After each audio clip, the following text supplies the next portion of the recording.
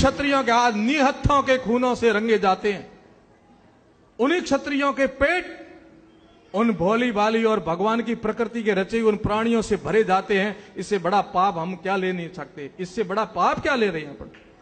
ये सब आपकी बात नहीं है, ये आपके इतिहास को बदलने के लिए, आपकी संस्कृति को तोड़ने के लिए मुगलों ने जो आक्रमण करके आपको नष्ट करने का जो एक सौगात दी, आपको भेंट दी, गिफ्ट दी, आज उसको अपन एक भाषा में राक्षसी भोजन भी कहते हैं। एक भाषा में राक्षसी भोजन कहते हैं, कहते कि नहीं कहते हैं, परंतु अब उसका नाम बदल दिया, राठौड़ी खानो भी कहने लग गया। बीजोड़ों ने हैगा ना बरी कर दिया, भाटियों ने होडो न पर राठौड़ों ने गले घात ही दियो कि राठौड़ी खानो है, वो राक्षसों का खाना। आपकी मति मारी कैसी जाए, आपको मलिन कैसे किया जाए, इनको राक्षस बना दो, मांस खाना सिखा दो, ये लड़ने लायक नहीं रहेंगे और फिर आक्रमण करेंगे। ये हमारी औलादे बन करके हमारे साथ में खड़ी रही। यही आप इतिहास उठा के देखोगे, यदि हिंदुस्तान टूटा है, हिंदू संस्कृति टूटी है, अबलाओं पर जो कोई हुआ है, जजिया कर लगा है, अकबर जोधा हुआ हो, चाहे कोई भी हो, जिस दिन राजपूत ने अपना धर्म छोड़ा उस दिन हिंदू संस्कृति टूटी और राष्ट्र धर्म नीचे गया है। और जिस राजपूत ने अपनी हिंदू संस्कृति को बचाने का प्रण रखा था वो सच्चा राजपूत रहा, उस दिन हिंदू संस्कृति बची है। आज भी ऐसे सच्चे राजपूतों की जरूरत है। आज भी हिंदू संस्कृति देखती है, ब्राह्मण देखते हैं, संत देखते हैं, सभी देखते हैं। गांव की छोटी सी बात हो, कोई राजपूत खड़ा हो तो 36 कौम राजपूत के साथ खड़ने में विश्वास रखती थी, पर आज नहीं रखती। आज तो कहते ये बना है। बना मतलब अकल बना, अकल है ही नहीं इन बनाओ रे गोडी। क्यों नहीं है? बुद्धि लुप्पत्यम यद मत तदकारी उच्यते। जिसको बुद्धि बाहर निकालनी है वो दारू को अंदर डाल दो, बस दिमाग निकल जाएगा अपने आप। ये दो काम आप बखूबी बड़ी शान और शौकत से करते हो, एक मांस खाना और एक दारू पीना, तब आप पूर्ण राजपूत माने जाते हो। जब तक आप मांस नहीं खाते हो और जब तक दारू नहीं पीते हो तब तो कहते थे कि ब्राह्मण बीजा हो गए, ब्राह्मण ने घरे पैदा हुआ होगी। ये ब्राह्मण की बात नहीं है। असली क्षत्रिय वही होता है जिसका बुद्धि पवित्र हो, जिसका खान पान पवित्र हो, वो असली क्षत्रिय है। जिसके हाथ किसी की हत्या के लिए नहीं उठते हो वो असली क्षत्रिय है। आप कल्पना कीजिए, अब कहां से लाएं असली क्षत्रिय, कैसे बनाए असली क्षत्रिय, कैसे मार पड़ी आपके ऊपर। एक बात कहना चाहता हूं सज्जनों, बुरा मत मानना, आप मेरे हो मैं आपका हूं। चूंकि मैं सनातन धर्म का सन्यासी हूं, जाति बंधन में विश्वास नहीं रखता हूं कि मैं राजपूत के घर पैदा हुआ, ये मेरा प्रारब्ध था, परंतु मैं एक सन्यासी के रूप में हूं, इसलिए पूर्ण हिंदू संस्कृति की बात करूंगा। सभी समाज मेरे समाज है सम।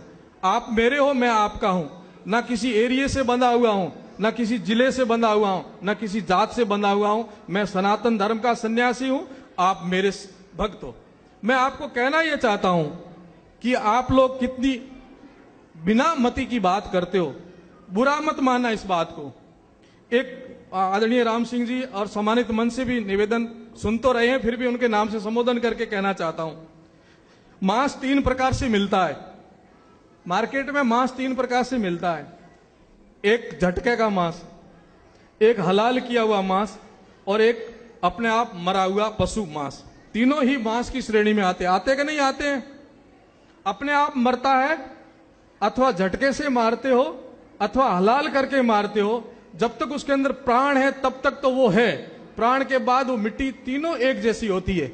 होती कि नहीं होती बोलो? कोई भी ढूंढी उठाए थे घरे लाइन पकाइन को नहीं खाओला, परंतु झटके रो कीड़ो बड़ा शान और शौकतों खाओला। फर्क क्या आप बताओ मुझे? वो भी ढूंढी वो भी ढूंढी, ढूंढी वो भी ढूंढी कहलाई जाएगी, परंतु आपने भ्रम में रख करके आपको कि वो तो झटके रो है, ढूंढी कौन लावे घरे, ढूंढी तो बगी उठा है, वो भी ढूंढी वो भी ढूंढी है। और बहुत मुझे शर्म के साथ कहना पड़ता है कि हमारी राजपूतों के जिस विद्यालय में बच्चे पढ़ते हैं, राम सिंह जी, आदरणीय राम सिंह जी सम्मानित मंच, जिस पर गर्व है कि यहाँ राजपूतों के बच्चे पढ़ते हैं इस स्कूल के अंदर, उस मैनेजमेंट कमेटी ने एक निर्णय लिया, आपको सुनाना चाहूंगा। बोले मार्केट में मांस बहुत सस्ता मिलता है और एक महंगा मिलता है। सस्ता कौन सा मिलता है, महंगा कौन सा मिलता है? कि झटके का मांस महंगा मिलता है और हलाल किया हुआ मांस 50 रुपए सस्ता मिलता है। और उस हॉस्टल में सप्ताह में 2 दिन बच्चों को मांस खिलाया जाता है।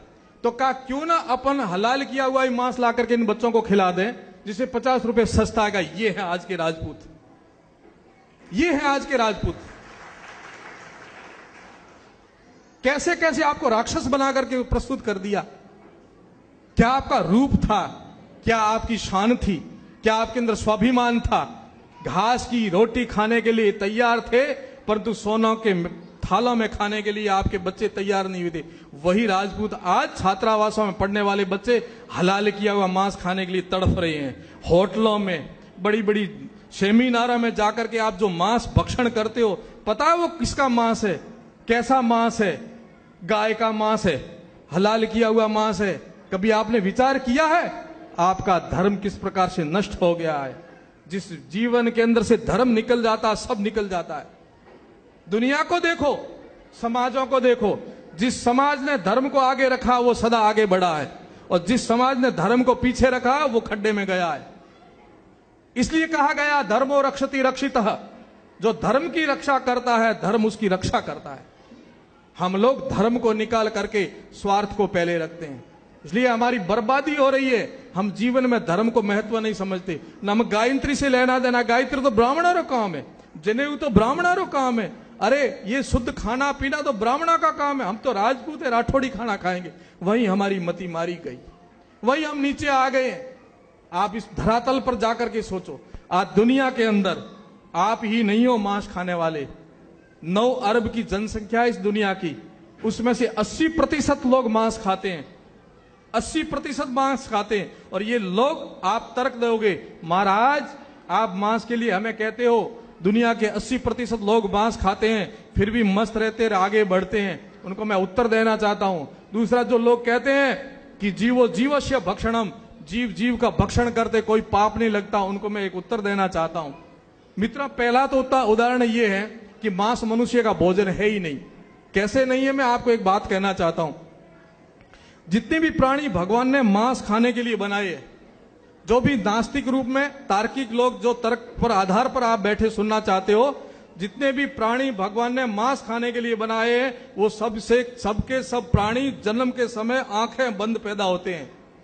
आप एक एक को देख लीजिए, कुत्ता, शेर, चीता, बिल्ली, गीदड़, शियार, जितने भी मांसाहारी प्राणी हैं वो सबके सब आंखें बंद पैदा होते हैं। और जितने शाकाहारी प्राणी हैं, वो चाहे हाथी से लेकर के बकरी तक, घोड़ा, ऊंट, मनुष्य, सबके सब जन्म के समय आंखें खुली पैदा होते कि नहीं होते? आप बताओ, होते कि नहीं होते हैं? ये पहला फर्क है। कुदरत ने, प्रकृति ने, भगवान ने आपको मांस खाने के लिए नहीं बनाया। दूसरा उदाहरण, जितने भी मांसाहारी प्राणी हैं वो सबके सब तीखे दांत लेके पैदा होते हैं, तीखे दांत होते हैं उनके। और जितने शाकाहारी प्राणी हैं उनके किसी के तीखे दांत नहीं होते हैं। जितने मांसाहारी प्राणी उन सबके नाखून भी तीखे होते हैं। कुत्ता, शेर, चीता, बिल्ली, सबके तीखे नाखून होंगे। और जितने भी शाकाहारी है, आपके मेरे देख लो चपटे हैं, घोड़े के चपटे, ऊंट के चपटे, बकरी के चपटे, भेड़ के चपटे, जितने शाकाहारी प्राणी हैं सबके सबके नाखून चपटे होंगे। और जितने मांसाहारी प्राणी हैं वे सब जीभ से पानी पीते हैं, जीभ से। लकल आपने देखा होगा ना, जीभ से पानी पीते। और जितने शाकाहारी प्राणी हैं सब होठों से पानी पीते हैं। जितने मांसाहारी प्राणी हैं उनकी सबकी जठरा अग्नि अलग है, वो सीधा मांस अंदर पचा सकते हैं। और हम, आप लोग, जो लोग मांस खाते हैं, वे लोग सीधा मांस खा नहीं सकते, मर जाओगे। आपको कोई न कोई संसाधन लेना पड़ता है। इसलिए कुदरत ने, प्रकृति ने आपको मांस खाने के लिए बनाया भी नहीं, फिर भी आप उस जमात में जा रहे हो। थोड़ा विचार करो। और दूसरा, पाप कैसा करते हो आप? आडंबर, धोखा आपके साथ बहुत। मैं आपको दोष नहीं देना चाहता हूं, आपके साथ छलावा किया गया, आपकी संस्कृति को तोड़ने के लिए, आपके धर्म को नष्ट करने के लिए आपके साथ बहुत बड़ा धोखा किया गया। और तो और आपके देवी देवताओं को नहीं छोड़ा। अब आपको यदि इस रास्ते पर लाना था तो जोग माया को बकरा चढ़ाओ, भैरू जी ने बकरो चढ़ाओ, भौमिया जी ने बकरो चढ़ाओ, उन्नी आड़ में थाने मांस खोलाने रो तरीको ढूंढियो। अब मेरी भी देवी कुल देवी है, मेरी देवी कुल देवी नागणीचिया है, हिंगलाज माता है। और मैं ये दावे के साथ कह सकता हूं, मैं स्वरूप नारियल, जिन्हें अभी लीलो नारियल कहा, स्वरूप नारियल ले जान माता जी रे चरणों में राख, और मैं वो आशीर्वाद प्राप्त कर सकता हूं जो आप बकरे को चढ़ा के नहीं कर सकते। तो क्यों नहीं आप लोग भी स्वरूप नारियल को चढ़ा करके मां का आशीर्वाद ले नहीं सकते क्या? परंतु आपके साथ धर्म को किस प्रकार से घुसेड़ करके आपके जीवन को नष्ट कैसे किया जाए, ये विदेशियों की चाल थी। और उसमें आप और हम सब बर्बाद हो गए। कल्पना कीजिए, माता जी के मंदिर की प्रतिष्ठा